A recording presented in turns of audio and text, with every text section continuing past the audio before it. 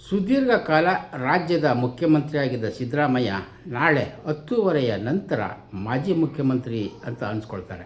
ಮುಖ್ಯಮಂತ್ರಿ ಸ್ಥಾನದಿಂದ ಇಳಿದ ನಂತರದಲ್ಲಿ ಇವರ ರಾಜಕೀಯ ಯುಗಾಂತ್ಯ ಆರಂಭ ಆಗ್ತದೆ ಅಂತಲೇ ಹೇಳ್ಬೋದು.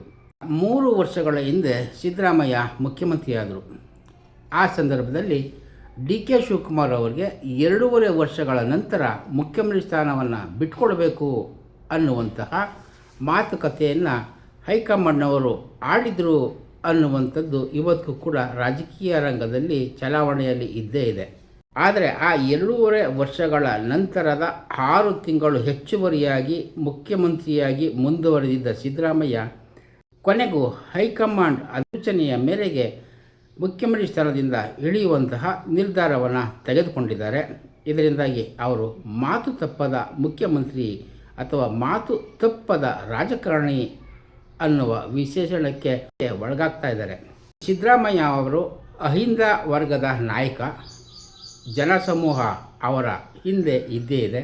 ಶಾಸಕರ ಬೆಂಬಲವೂ ಕೂಡ ಅವರಿಗೆ ದೊಡ್ಡದಾಗಿಯೇ ಇದೆ. ಹೀಗಿರುವಾಗ ಅವರು ಮುಖ್ಯಮಂತ್ರಿ ಸ್ಥಾನವನ್ನು ಬಿಟ್ಕೊಡೋದಿಲ್ಲ ಅಂತ ಹೈಕಮಾಂಡ್ ಜೊತೆ ಸೆಣಸಾಟವನ್ನು ಮುಂದುವರಿಸಬಹುದಾಗಿತ್ತು.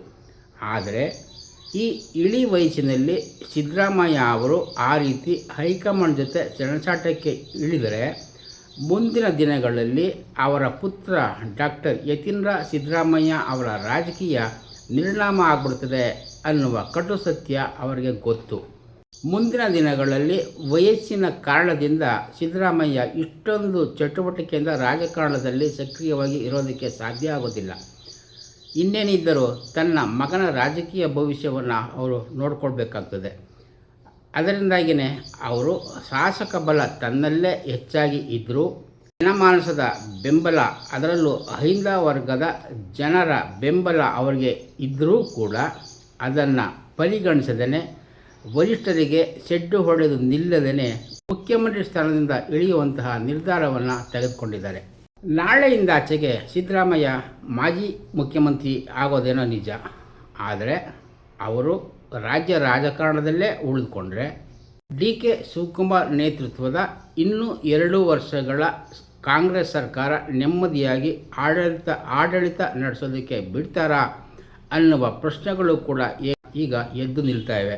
ಮುಖ್ಯಮಂತ್ರಿಯನ್ನು ಅಧಿಕಾರದಿಂದ ಹೈಕಮಾಂಡ್ ಇಳಿಸಿದ ನಂತರದಲ್ಲಿ ಅವರಿಂದ ಮುಂದಿನ ಸರ್ಕಾರಕ್ಕೆ ಯಾವುದೇ ರೀತಿಯ ಅನನುಕೂಲ ಆಗದೇ ಇರಲಿ ರಾಜಕೀಯವಾಗಿ ಅನ್ನುವ ಕಾರಣದಿಂದ, ಹಾಗೆ ಮಾಜಿಯಾದಂತಹ ಮುಖ್ಯಮಂತ್ರಿಯನ್ನು ಕೇಂದ್ರಕ್ಕೆ ಕರೆಸಿಕೊಳ್ಳುವಂಥದ್ದು ಅಥವಾ ರಾಜ್ಯಪಾಲರನ್ನಾಗಿ ನೇಮಿಸುವಂಥದ್ದು ನಡೆದುಕೊಂಡು ಬಂದಿರುವಂತಹ ಸಂಪ್ರದಾಯ ಕಾಂಗ್ರೆಸ್ನಲ್ಲಿದೆ. ಅದಕ್ಕೆ ಎಸ್.ಎಂ. ಕೃಷ್ಣ ಅವರ ಉದಾಹರಣೆ ನಮ್ಮ ಕಣ್ಣ ಮುಂದೆನೇ ಇದೆ. ಕಾಂಗ್ರೆಸ್ ಮತ್ತು ಜನತಾದಳ ಸಮ್ಮಿಶ್ರ ಸರ್ಕಾರವನ್ನು ರಚನೆ ಮಾಡಿ ಕುಮಾರಸ್ವಾಮಿ ಮುಖ್ಯಮಂತ್ರಿಯಾಗಿದ್ದಂತಹ ಸಂದರ್ಭದಲ್ಲಿ ರಾಜಕಾರಣದಲ್ಲಿ ಸಕ್ರಿಯವಾಗಿದ್ದಂತಹ ಸಿದ್ದರಾಮಯ್ಯ ಅವರ ಮಾತು ಸರ್ಕಾರದ ಆಡಳಿತದ ಮೇಲೆ ದಟ್ಟವಾಗಿಯೇ ನಡೀತಾ ಇತ್ತು. ಅದನ್ನೇ ಅನೇಕ ಸಲ ಕುಮಾರಸ್ವಾಮಿ ಅವರು ನಾನು ಒಂದು ರೀತಿಯ ಕ್ಲರ್ಕ್ ಆಗಿದ್ದೇನೆ ಅಂತ ನೊಂದು ಮಾತನಾಡ್ಕೊಳ್ತಾನೂ ಇದ್ದರು. ಅದೇ ರೀತಿಯಲ್ಲಿ ಸಿದ್ದರಾಮಯ್ಯ ಅವರು ಧರ್ಮಸ್ಥಳದ ಆರೋಗ್ಯಧಾಮದಲ್ಲಿ ಇರುವಾಗ ಈ ಸರ್ಕಾರ ಇನ್ನು ಹೆಚ್ಚು ದಿನ ಉಳಿಯೋದಿಲ್ಲ ಅನ್ನುವ ಮಾತನ್ನು ಆಡಿದ್ದರು. ಅದರ ಪ್ರಕಾರವೇ ಕುಮಾರಸ್ವಾಮಿ ಅವರ ಸರ್ಕಾರ ಉರುಳಿ ಬಿತ್ತು. ಹೀಗಾಗಿ ಸಿದ್ದರಾಮಯ್ಯ ಅಧಿಕಾರ ಇಲ್ಲದೆ ಕೂತಿದ್ದಾಗ ತಮ್ಮ ಜೊತೆ ಇರುವಂತಹ ಶಾಸಕ ಬಲವನ್ನು ಬಳಸಿಕೊಂಡು ಸರ್ಕಾರವನ್ನು ಕೆಡುತ್ತಾರೆ ಅನ್ನುವಂತಹ ದೋಷಾರೋಪಣೆ ಅವರ ಮೇಲೆ ಇದೆ. ಅದೇ ಉದಾಹರಣೆಯನ್ನು ಈಗ ಇಟ್ಕೊಂಡು ರಾಜ್ಯ ರಾಜಕಾರಣದಲ್ಲೇ ಸಿದ್ದರಾಮಯ್ಯ ಉಳಿದುಕೊಂಡ್ರೆ ಡಿ.ಕೆ. ಶಿವಕುಮಾರ್ ಆಡಳಿತ ಸುಗಮವಾಗಿ ನಡೆಯದೇ ಇರುವಂತೆ ನೋಡಿಕೊಳ್ಳೋಕ್ಕೆ ಮುಂದಾಗ್ಬಿಡ್ತಾರೆ ಅನ್ನುವ ಆತಂಕವನ್ನು ಕೂಡ ಈಗಾಗಲೇ ಡಿ.ಕೆ. ಶಿವಕುಮಾರ್ ಬಳಗದಲ್ಲಿ ಇರುವಂತಹ ಅನೇಕ ಶಾಸಕರು ವ್ಯಕ್ತಪಡಿಸ್ತಾ ಇದ್ದಾರೆ. ಇದರಿಂದಾಗಿಯೇ ಡಿ.ಕೆ. ಶಿವಕುಮಾರ್ ಅವರು ವರಿಷ್ಠರ ಮುಂದೆ ಸಿದ್ದರಾಮಯ್ಯ ಅವರನ್ನು ರಾಜ್ಯ ರಾಜಕಾರಣದಲ್ಲಿ ಇರಗೊಳ್ಳಬೇಡಿ, ಅವರನ್ನು ಕೇಂದ್ರಕ್ಕೆ ಕರೆಸಿಕೊಳ್ಳಿ ಅನ್ನುವಂತಹ ಷರತ್ತನ್ನು ಕೂಡ ಇಡ್ತಾ ಇದ್ದಾರೆ ಅನ್ನುವ ಮಾತುಗಳು ಕೂಡ ಕೇಳಿ ಬರ್ತಾ ಇವೆ. ಇದಕ್ಕೆ ಪೂರಕವಾಗಿಯೇ ರಾಹುಲ್ ಗಾಂಧಿಯವರು ಮಾತುಕತೆಯ ಸಂದರ್ಭದಲ್ಲಿ ಸಿದ್ದರಾಮಯ್ಯ ಅವರನ್ನು ರಾಜ್ಯಸಭೆಗೆ ಕರೆಸಿಕೊಳ್ಳುವಂತಹ ಮಾತನ್ನು ಆಡಿದ್ದಾರೆ. ಆದರೆ ಸಿದ್ದರಾಮಯ್ಯ ಅವರು ಯಾವುದೇ ಕಾರಣಕ್ಕೂ ರಾಷ್ಟ್ರ ರಾಜಕಾರಣಕ್ಕೆ ಬರೋದಿಲ್ಲ ಅನ್ನುವುದನ್ನು ಕಡಾಖಂಡಿತವಾಗಿ ಹೇಳಿದ್ದಾರೆ ಅನ್ನುವ ಮಾತುಗಳು ಕೂಡ ಇವೆ. ಸಿದ್ದರಾಮಯ್ಯ ಅವರು ನಾಳಿನಿಂದ ಮಾಜಿ ಮುಖ್ಯಮಂತ್ರಿಯಾದ ನಂತರದಲ್ಲೂ ಮುಂದೆ ಹೊಸದಾಗಿ ಬರುವಂತಹ ಸರ್ಕಾರದಲ್ಲಿ ತನ್ನ ಶಾಸಕರ ಬಲ ತನ್ನ ಕಡೆಗೆ ಇರುವಂತೆ ನೋಡಿಕೊಳ್ಳುವುದರಲ್ಲಿ ಯಶಸ್ವಿ ಆಗ್ತಾರೆ ಅನ್ನುವುದರಲ್ಲಿ ಯಾವುದೇ ಅನುಮಾನ ಇಲ್ಲ. ಯಾಕೆಂದರೆ ಸಿದ್ದರಾಮಯ್ಯ ಅವರಿಗೇ ಹೆಚ್ಚಿನ ಶಾಸಕರ ಬಲ ಇವತ್ತಿಗೂ ಕೂಡ ಇದೆ, ನಾಳೆನೂ ಕೂಡ ಇದ್ದೇ ಇರ್ತದೆ. ಇದರಿಂದಾಗಿಯೇ ತನ್ನ ಬೆಂಬಲಕ್ಕೆ ಇರುವಂತಹ ಶಾಸಕರನ್ನು ಒಟ್ಟು ಮಾಡಿಕೊಂಡು ಸಿದ್ದರಾಮಯ್ಯ ಅವರು ಮುಂದಿನ ಮುಖ್ಯಮಂತ್ರಿಯ ಆಡಳಿತ ವೈಖರಿಯ ಮೇಲೆ ತನ್ನದೇ ಆದ ಪ್ರಭಾವವನ್ನು ಬೀರ್ತಾರೆ. ತನಗೆ ಆಪ್ತರಾಗಿರುವ ಶಾಸಕರು ಮಂತ್ರಿ ಆಗಬೇಕು ಅನ್ನುವುದನ್ನು ಕೂಡ ಸಾಧಿಸಿಕೊಳ್ತಾರೆ ಅನ್ನುವುದರಲ್ಲಿ ಯಾವುದೇ ಎರಡನೇ ಮಾತು ಇರೋದಿಲ್ಲ. ಸಿದ್ದರಾಮಯ್ಯ ಅವರ ಪುತ್ರ ಡಾಕ್ಟರ್ ಯತೀಂದ್ರ ಅವರಿಗೆ ಉಪಮುಖ್ಯಮಂತ್ರಿ ಸ್ಥಾನ ಕಲ್ಪಿಸಬೇಕು ಅನ್ನುವಂತಹ ಒಂದು ಮಾತುಕತೆ ಕೂಡ ನಡೀತಾ ಇದೆ. ಅದರ ಜೊತೆಯಲ್ಲೇ ಸಿದ್ದರಾಮಯ್ಯ ಅವರು ಸತೀಶ್ ಜಾರಕಿಹೊಳಿ ಅವರನ್ನು ಉಪಮುಖ್ಯಮಂತ್ರಿ ಮಾಡಬೇಕು ಮತ್ತು KPCC ಅಧ್ಯಕ್ಷರನ್ನಾಗಿ ಮಾಡಬೇಕು. ಜೊತೆಗೆ ಅಲ್ಪಸಂಖ್ಯಾತ ಸಮುದಾಯದಿಂದ ಜಮೀರ್ ಅಹಮದ್ ಅವರನ್ನು ಕೂಡ ಉಪಮುಖ್ಯಮಂತ್ರಿ ಮಾಡಬೇಕು. ಲಿಂಗಾಯತ ವರ್ಗದಿಂದ MB ಪಾಟೀಲ್ ಅವರನ್ನು ಉಪಮುಖ್ಯಮಂತ್ರಿ ಮಾಡಬೇಕು. ಹೀಗೆ ಒಟ್ಟು 4 ಉಪಮುಖ್ಯಮಂತ್ರಿಗಳ ಸ್ಥಾನದ ಬೇಡಿಕೆಯನ್ನು ಕೂಡ ಸಿದ್ದರಾಮಯ್ಯ ಮುಂದಿಟ್ಟಿದ್ದಾರೆ ಅನ್ನುವ ಮಾತುಗಳು ಕೇಳಿ ಬರ್ತಾ ಇವೆ. ಇದರ ಸತ್ಯಾಸತ್ಯತೆ ಮುಂದಿನ ದಿನಗಳಲ್ಲಿ ಗೊತ್ತಾಗ್ತಾ ಹೋಗ್ತದೆ. ಸಿದ್ದರಾಮಯ್ಯ ಅವರು ಮುಖ್ಯಮಂತ್ರಿ ಸ್ಥಾನದಿಂದ ಇಳಿದ ನಂತರದಲ್ಲಿ ರಾಜ್ಯ ಕಾಂಗ್ರೆಸ್ನಲ್ಲಿ ಯಾವೆಲ್ಲ ರೀತಿಯ ಬೆಳವಣಿಗೆಗಳು ಆಗ್ತವೆ ಅನ್ನುವ ಕುತೂಹಲಕಾರಿ ಅಂಶಗಳು ಕೂಡ ನಮ್ಮ ಕಣ್ಣು ಮುಂದೆ ಬಂದು ನಿಲ್ತವೆ. ಏನೇ ಆಗಲಿ ಸಿದ್ದರಾಮಯ್ಯ ಅವರಿಗೆ ರಾಜ್ಯಾದ್ಯಂತ ಜನಸಮೂಹದ ಆಕರ್ಷಣೆಯನ್ನು ಹೊಂದಿರುವಂಥ ಸಮೂಹ ನಾಯಕ, ಅದರಲ್ಲಿ ಎರಡನೇ ಮಾತಿಲ್ಲ.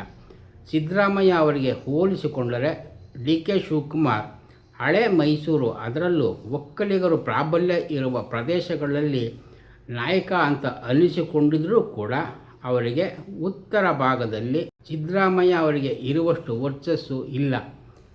ಇದರಿಂದಾಗಿಯೇ ಮುಂದಿನ 2 ವರ್ಷಗಳ ನಂತರದ ಚುನಾವಣೆಯಲ್ಲಿ ಇದು ಎಷ್ಟರ ಮಟ್ಟಿಗೆ ಕಾಂಗ್ರೆಸ್ಗೆ ಅನುಕೂಲ ಮಾಡಿಕೊಡ್ತದೆ ಅನ್ನುವ ಪ್ರಶ್ನೆಯನ್ನು ಕೂಡ ಎತ್ತುವವರು ಕಾಂಗ್ರೆಸ್ನಲ್ಲೇ ಇದ್ದಾರೆ. ಅದೇ ರೀತಿಯಲ್ಲಿ ಮೊದಲ ಸಲ ಮುಖ್ಯಮಂತ್ರಿಯಾಗಿ ಅವಧಿಯನ್ನು ಮುಗಿಸಿದಂತಹ ಸಿದ್ದರಾಮಯ್ಯ ಅವರು ಎದುರಾದ ಚುನಾವಣೆಯಲ್ಲಿ ಖುದ್ದಾಗಿ ತಾವೇ ಚಾಮುಂಡೇಶ್ವರಿ ಕ್ಷೇತ್ರದಲ್ಲಿ ಸೋತ್ಬಿಟ್ರು.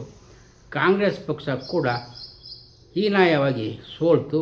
ಅದರ ಪರಿಣಾಮವಾಗಿ ಜನತಾದಳದ ಜೊತೆ ಮೈತ್ರಿ ಸರ್ಕಾರವನ್ನು ರಚನೆ ಮಾಡಬೇಕಾಗಿ ಬಂತು. ಇದರಿಂದಾಗಿಯೇ ಸಿದ್ದರಾಮಯ್ಯ ಅವರಿಂದನೇ ಕಾಂಗ್ರೆಸ್ಗೆ ಗೆಲುವು ಬರ್ತದೆ ಅಂತಲೂ ಕೂಡ ಹೇಳೋದಕ್ಕೆ ಆಗೋದಿಲ್ಲ. ಅದರ ಬದಲಾಗಿ ಸಿದ್ದರಾಮಯ್ಯ ಮತ್ತು DK ಶಿವಕುಮಾರ್ ಹಾಗೂ ಲಿಂಗಾಯತ ಸಮುದಾಯದವರ ಒಟ್ಟಾರೆ ಪರಿಶ್ರಮದಿಂದಲೇ ಕಾಂಗ್ರೆಸ್ಗೆ ಉಳಿಗಾಲ ರಾಜ್ಯದಲ್ಲಿ ಇತ್ತು. ಇದು ಮುಂದೆಯೂ ಕೂಡ ಪುನರಾವರ್ತನೆ ಆಗಬೇಕಾಗಿದ್ದರೆ ಸಿದ್ದರಾಮಯ್ಯ ಅವರನ್ನು ಯಾವುದೇ ಮುಖ್ಯಮಂತ್ರಿಯಾಗಿರಲಿ ಜೊತೆಯಲ್ಲೇ ಇಟ್ಕೊಂಡು ಲಿಂಗಾಯತರನ್ನು ಮತ್ತು ಹಿಂದುಳಿದ ಅಲ್ಪಸಂಖ್ಯಾತ ವರ್ಗದವರನ್ನು ಜೊತೆಯಲ್ಲಿ ಕರೆದುಕೊಂಡು ಹೋಗಬೇಕಾದ ಅನಿವಾರ್ಯತೆ ಇದ್ದೇ ಇದೆ. ಅದನ್ನು ಬಿಟ್ಟು ನಾನೊಬ್ಬನೇ ಕಾಂಗ್ರೆಸ್ಸನ್ನು ಮುಂದಿನ ಚುನಾವಣೆಯಲ್ಲಿ ಗೆಲ್ಲಿಸ್ಕೊಳ್ತೇನೆ ಅನ್ನುವಂತಹ ಹುಂಬತನವನ್ನು ತೋರಿಸಿದ್ದೇ ಆದರೆ ಅದು 2 ವರ್ಷಗಳ ನಂತರದ ಚುನಾವಣೆಯಲ್ಲಿ ಪ್ರತಿಕೂಲ ಪರಿಣಾಮವನ್ನು ಬೀರೋದರಲ್ಲಿ ಯಾವುದೇ ಅನುಮಾನಗಳು ಇಲ್ಲ. ಮೈನಸ್ ಸಿದ್ದರಾಮಯ್ಯ ಜನತಾದಳ ಹೇಗೆ ಹಂತ ಹಂತವಾಗಿ ಕುಸಿಯುತ್ತಾ ಬಂತೋ ಅದೇ ರೀತಿಯಲ್ಲಿ ಮೈನಸ್ ಸಿದ್ದರಾಮಯ್ಯ ಕಾಂಗ್ರೆಸ್ ಕೂಡ ಕುಸಿತವನ್ನು ಕಾಣ್ತಾ ಹೋಗಬಹುದಾದಂತಹ ಅಪಾಯ ಕಣ್ಣ ಎದುರುಗಳೇ ಇದೆ. ಇದರಿಂದಾಗಿಯೇ ಹೈಕಮಾಂಡ್ ಕೂಡ ಸಿದ್ದರಾಮಯ್ಯ ಅವರನ್ನು ನಯವಾಗಿಯೇ ಅಧಿಕಾರವನ್ನು ಪದತ್ಯಾಗ ಮಾಡುವಂತೆ ಮಾಡಿ ಅವರಿಗೆ ಗೌರವಯುತವಾಗಿ ಬೇರೊಂದು ಸ್ಥಾನವನ್ನು ಕಲ್ಪಿಸಿಕೊಡುವಂತಹ ಲೆಕ್ಕಾಚಾರವನ್ನು ಮಾಡಿಕೊಂಡಿದೆ. ಆದರೆ ಸಿದ್ದರಾಮಯ್ಯ ರಾಜ್ಯ ರಾಜಕೀಯವನ್ನು ಬಿಟ್ಟು ಕೇಂದ್ರ ರಾಜಕೀಯಕ್ಕೆ ಹೋಗೋದಿಲ್ಲ ಅನ್ನುವ ಪಟ್ಟನ್ನು ಸಡಿಲಿಸ್ತಾ ಇಲ್ಲ. ಇವರ ಪುತ್ರ ಡಾಕ್ಟರ್ ಯತೀಂದ್ರ ಅವರು ಉಪಮುಖ್ಯಮಂತ್ರಿಯಾಗುವ ಸಾಧ್ಯತೆಗಳು ಕೂಡ ಹೆಚ್ಚಾಗ್ತಾ ಹೋಗ್ತಾ ಇದ್ದಾವೆ. ಒಟ್ಟಾರೆಯಾಗಿ ಕೊಟ್ಟ ಮಾತಿನಂತೆ ಸಿದ್ದರಾಮಯ್ಯ 6 ತಿಂಗಳು ತಡವಾದರೂ ಕೂಡ ಮುಖ್ಯಮಂತ್ರಿ ಸ್ಥಾನದಿಂದ ನಿರ್ಗಮನವನ್ನು ತೆಗೆದುಕೊಳ್ತಾ ಇದ್ದಾರೆ. ಯಾವುದೇ ರೀತಿಯ ಪ್ರತಿರೋಧವನ್ನು ವ್ಯಕ್ತಪಡಿಸುವುದಕ್ಕೆ ಅವರಿಗೆ ಸಾಕಷ್ಟು ಅವಕಾಶಗಳು ಮತ್ತು ಶಕ್ತಿ ಮತ್ತು ಶಾಸಕರ ಬೆಂಬಲ ಇದ್ದರೂ ಕೂಡ ಅವರು ಅದನ್ನು ಬಳಕೆ ಮಾಡಿಲ್ಲ. ಹೇಳಿದ ಮಾತಿನ ಪ್ರಕಾರ ನಡೆದುಕೊಳ್ತೇನೆ ಅನ್ನುವ ನಿಷ್ಠೆಯನ್ನು ತೋರಿಸುವ ಮೂಲಕ ರಾಜ್ಯ ರಾಜಕಾರಣದಲ್ಲಿ ತನಗೆ ಈಗ ಅಂಟಿದ್ದಂತಹ ಅಂದರೆ ಕೊಟ್ಟ ಮಾತನ್ನು ತಪ್ತಾ ಇದ್ದಾರೆ, ಶಿವಕುಮಾರ್ಗೆ ಅಧಿಕಾರವನ್ನು ಬಿಟ್ಕೊಡ್ತಾ ಇಲ್ಲ ಅನ್ನುವ ಆಪಾದನೆಗಳನ್ನು ಕಾಂಗ್ರೆಸ್ನಲ್ಲಿಯೇ ಉಂಟಾಗುವಂತೆ ಮಾಡಿಕೊಂಡಿದ್ದಂತಹ ಸಿದ್ದರಾಮಯ್ಯ ಈಗ ಎಚ್ಚೆತ್ತುಕೊಂಡಿದ್ದಾರೆ. ಹೈಕಮಾಂಡ್ ಹೇಳಿದ ರೀತಿಯಲ್ಲಿ ಈಗ ಮುಖ್ಯಮಂತ್ರಿ ಸ್ಥಾನದಿಂದ ತಾನಾಗಿಯೇ ನಿರ್ಗಮನವನ್ನು ತೆಗೆದುಕೊಳ್ತಾ ಇದ್ದಾರೆ. ಸಿದ್ದರಾಮಯ್ಯ ಅವರ ನಿರ್ಗಮನ ಕೆಲ ಕಾಲ ರಾಜ್ಯ ಕಾಂಗ್ರೆಸ್ನಲ್ಲಿ ಒಂದು ಕೊರತೆಯಾಗಿ ಕಾಣುತ್ತೆ. ಆದರೆ ಯಾವುದೇ ನಾಯಕ ಯಾವುದೇ ಸಮಯದಲ್ಲಿ ಯಾವುದೇ ಪಕ್ಷಕ್ಕೂ ಕೂಡ ಅನಿವಾರ್ಯ ಅಲ್ಲ. ಅದರಲ್ಲೂ ರಾಷ್ಟ್ರೀಯ ಪಕ್ಷಗಳಿಗೆ ಯಾವೊಬ್ಬ ನಾಯಕನೂ ಕೂಡ ಅನಿವಾರ್ಯ ಅಲ್ಲವೇ ಅಲ್ಲ. ಸಿದ್ದರಾಮಯ್ಯ ಬದಲಿಗೆ ಇನ್ನೊಬ್ಬ ನಾಯಕ ಮುಂದಿನ ದಿನಗಳಲ್ಲಿ ಬಂದೇ ಬರ್ತಾರೆ. ಕಾಂಗ್ರೆಸ್ ಅಥವಾ ಬೇರೆ ಇನ್ಯಾವುದೇ ರಾಷ್ಟ್ರೀಯ ಪಕ್ಷ ತನ್ನ ಅಸ್ತಿತ್ವವನ್ನು ಉಳಿಸ್ಕೊಂಡು ಹೋಗ್ತಾನೇ ಇರ್ತವೆ. ಇದರಿಂದಾಗಿಯೇ ಈ ಹೊತ್ತಿನಲ್ಲಿ ಅಂದರೆ ಸಿದ್ದರಾಮಯ್ಯ ಮಾಜಿ ಮುಖ್ಯಮಂತ್ರಿ ಆಗುತ್ತಿರುವ ಸಂದರ್ಭದಲ್ಲಿ ಇವರು ಇಲ್ಲದೇ ಹೋದರೆ ಕಾಂಗ್ರೆಸ್ಗೆ ಉಳಿಗಾಲ ಇಲ್ಲ ಅನ್ನುವಂತಹ ಭಾವನಾತ್ಮಕ ಮಾತುಗಳು ಆಡುವುದಂಥದ್ದು ಇನ್ನೊಂದೆರಡು ತಿಂಗಳಲ್ಲಿ ಕಡಿಮೆ ಆಗ್ತಾ ಹೋಗ್ತದೆ.